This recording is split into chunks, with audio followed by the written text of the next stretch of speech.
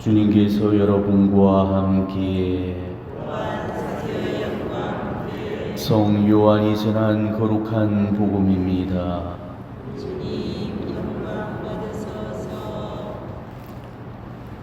그때 예수님께서 니고데모에게 말씀하셨다. 모세가 광야에서 뱀을 들어올린 것처럼 사람의 아들도 들어올려져야 한다.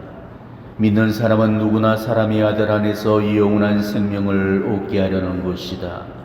하나님께서는 세상을 너무나 사랑하신 나머지 외아들을 내어주시어 그를 믿는 사람은 누구나 멸망하지 않고 영원한 생명을 얻게 하셨다.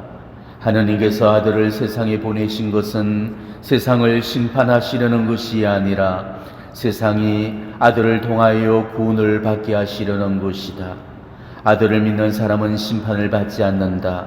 그러나 믿지 않는 자는 이미 심판을 받았다. 하나님의 외아들의 이름을 믿지 않았기 때문이다. 그 심판은 이러하다. 빛이 이 세상에 왔지만 사람들은 빛보다 어둠을 더 사랑하였다. 그들이 하는 일이 악하였기 때문이다. 악을 저지르는 자는 누구나 빛을 미워하고 빛으로 나아가지 않는다. 자기가 한 일이 드러나지 않게 하려는 것이다. 그러나 진리를 실천하는 이는 빛으로 나아간다. 자기가 한 일이 하느님 안에서 이루어졌음을 드러내려는 것이다. 주님의 말씀입니다. 그리스도님 찬미합니다.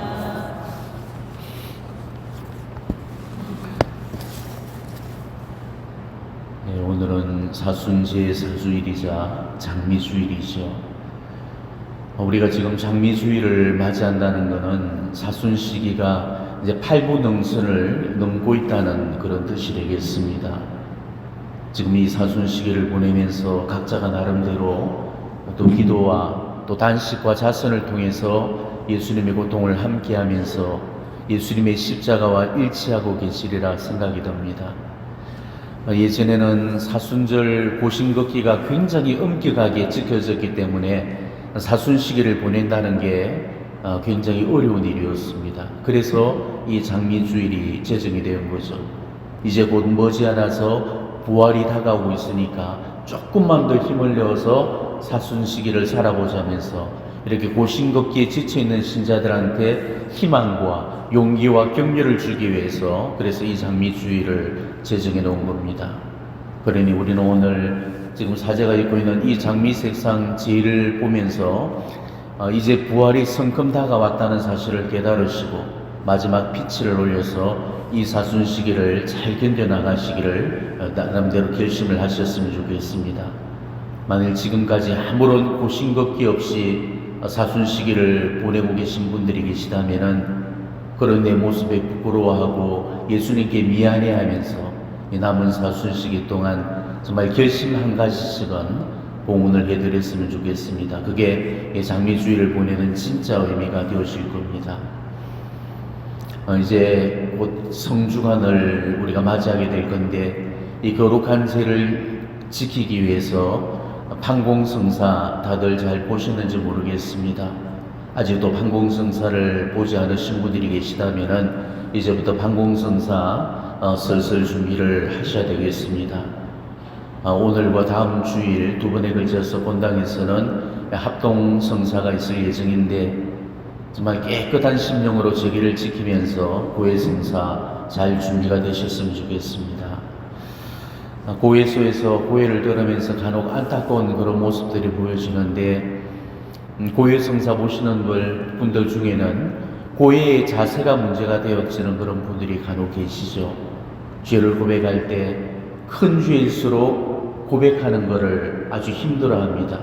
그래서 적당히 그냥 두루뭉술 고백하면서 은근슬쩍 넘기려는 경우들이 많습니다. 그리고 또 한 가지는 고해소에 들어와서 자기 죄만 고백하면 되는데 내가 이런 죄를 지을 수밖에 없는 상대방의 죄까지 이렇게 고백하는 경우들이 있죠. 이런 거는 고백이 아니고 고발입니다. 제발 이런 식의 고해성사는 보지 마셨으면 좋겠어요. 이런 얘기가 있습니다. 어느 본당 주임 신부님이 이제 성사를 주려고 앉아 있는데 맨날 신자들이 들어와서 육계명을 범했습니다. 간음을 했습니다. 이런 고백을 너무 자주 하는 거였어요. 사제도 듣기가 민망하고 또 고해하는 사람들도 괴로울 것 같아서 그 신부님이 궁리한 끝에 간음죄를 통일을 시키기로 했어요. 그래서 미사 공지 시간에 신자들 앞에서 얘기를 했죠. 앞으로 성사를 보러 오실 때 육계명을 범해서 고백할 때는 넘어져서 다리를 다쳤습니다 이렇게 얘기를 하시면은 제가 그 말이 그 말인 줄 알고 여러분들에게 거기에 맞는 보석을 드릴게요. 그래서 그날부터 신자들이 육계명을 거슬러도 다리를 다쳤다고 표현을 하면 되니까 한결 편안하게 이 성사를 보게 되었습니다. 근데 훗날 그 신부님이 떠나시고 다른 신부님이 부임을 해오셨죠.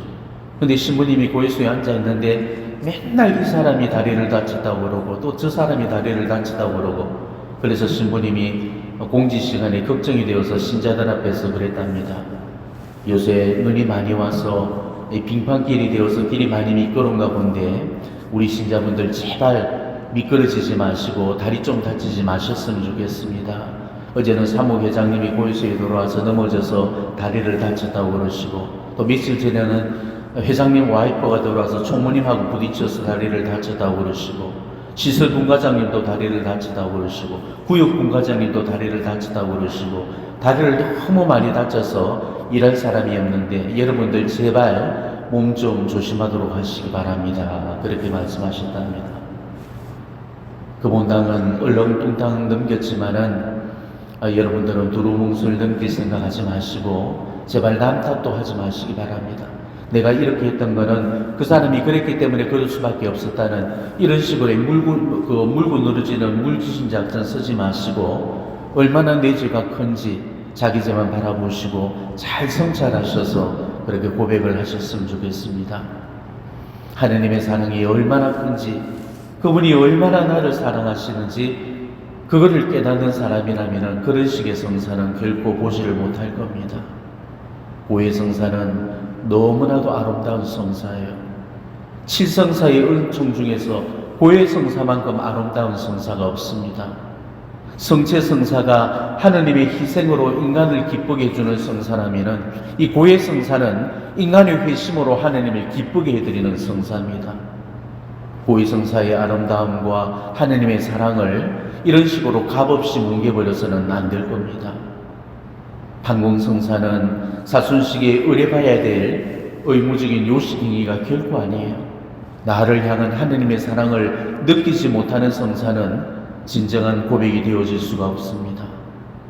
사순시기는 예수님의 고통만 생각하면서 우는 시기가 아니고 하느님이 나를 얼마나 사랑하시는지를 깨닫는 시기에 정말 우리가 울어야 된다면 나를 위한 하느님의 사랑에 감동을 받아서 울어야 되는 겁니다. 오늘 복음에서도 뭐라고 그러셨습니까? 하느님께서는 세상을 너무나 사랑하신 나머지 외아들을 내어주시어 그를 믿는 사람은 누구나 멸망하지 않고 영원한 생명을 얻게 하셨다.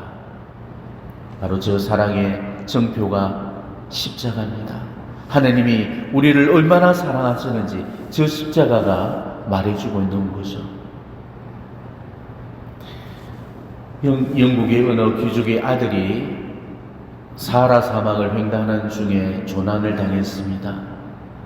그 아버지는 아들을 찾기 위해서 사람들을 총동원시켜서 수색을 했죠.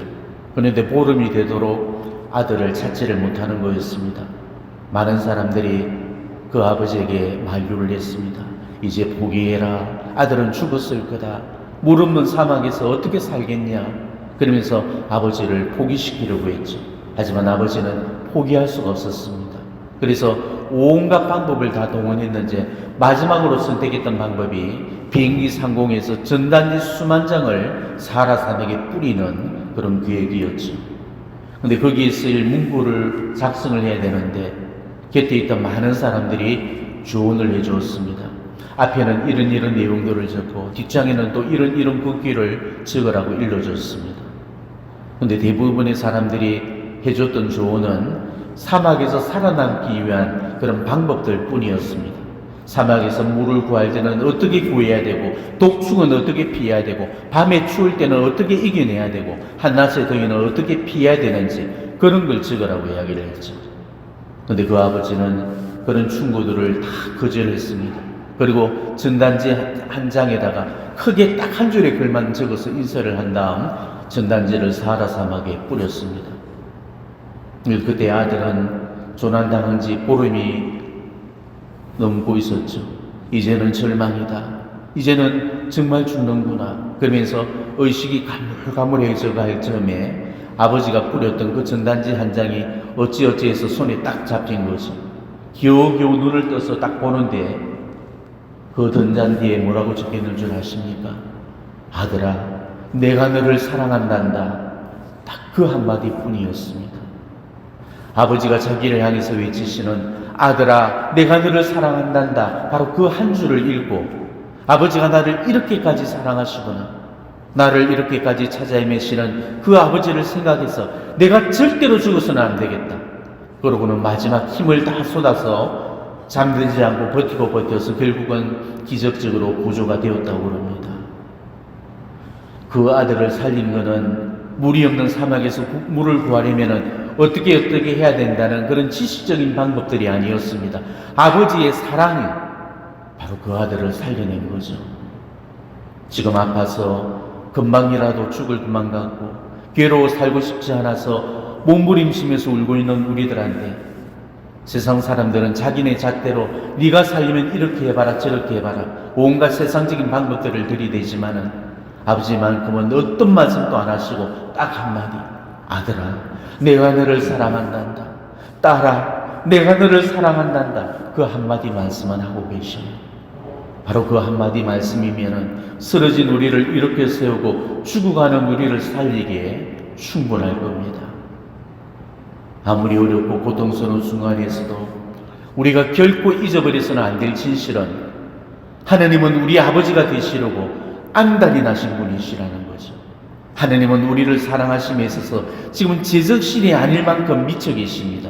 그래서 지새끼 죽이면서까지 우리를 살려내시려고 하시는 겁니다. 바로 저 십자가가 그렇다고 말해주고 있잖아요. 남의 새끼 살리기 위해서 지 손에 자기 새끼 피를 묻힌다면 이거는 미쳤다고 밖에는 말할 수가 없는 겁니다. 미치지 않고서는 절대로 못할 사랑이죠. 이게 가능하려면 지 새끼보다 남의 새끼가 더 소중해야 되고 나보다도 남의 새끼를 더 사랑해야 가능하는 일입니다. 바로 이런 하나님의 사랑을 깨닫는 게 지금 우리가 보내고 있는 사순식입니다. 이 사순절을 정말 제대로 깨닫는다면 우리가 어찌 이런 하나님의 사랑을 눈물 없이 만날 수 있겠습니까? 여러분은 지금 하나님을 얼마나 사랑해드리고 있습니까? 하나님은 우리를 목숨 바쳐 사랑하시는데 지금 우리는 뭘 들여서 그분을 사랑해드리고 있습니까? 그 하나님을 과연 마음을 다해서 사랑합니까? 온 정성을 다해서 사랑합니까? 목숨을 다 바쳐서 사랑합니까? 힘을 다 쏟아서 사랑하고 있습니까?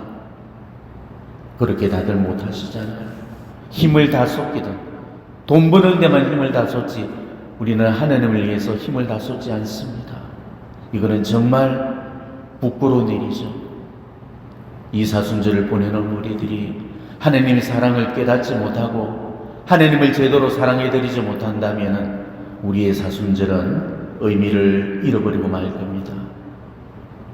사순의 여정이 끝나고 있는 지금 바로 저 십자가를 바라보시면서 하나님의 사랑을 새롭게 깨달으시고 또 하나님을 향한 사랑을 회복하는 그런 시간들이 되시기를 진심으로 축원합니다.